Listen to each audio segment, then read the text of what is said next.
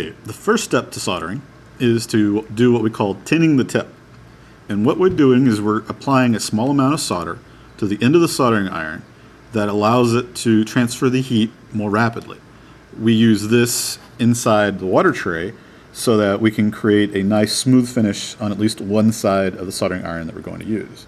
So what I'll start with is I will brush some solder over the tip until I can get a nice clean surface on one side. And we'll see some of it roll off, which is fine. There we go. And you'll notice that I was able to tin one part of the soldering iron tip. Okay.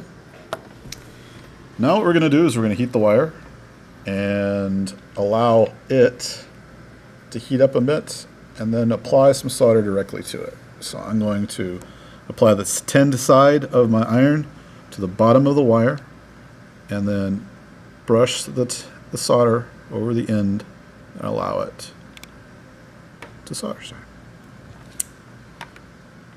And then once it cools relatively quickly, we can actually take it out of the helping hands and notice that it's been soldered all the way down the joint and it's nice and strong. Okay, that's step one.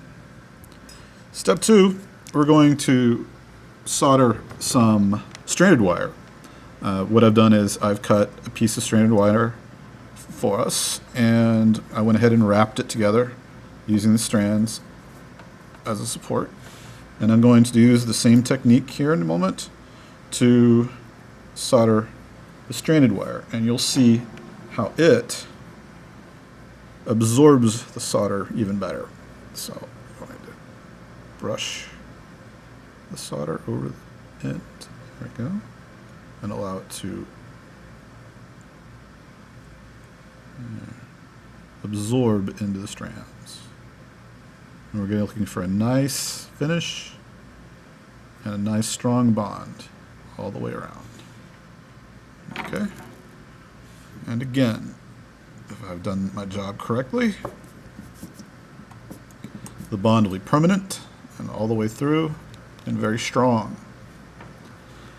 Finally, I have a piece of speaker wire, and again, I've done the exact same thing, and I'm only going to do one side because I think you're kind of getting the idea now. I've got the strands wrapped around one side, and I'm going to heat it again from the opposite side, touching the tinned part to the wire itself, and then allowing the solder to flow over strands until they're absorbed completely. There we go. Very good. And again, a very nice tight bond and a good solder all the way around.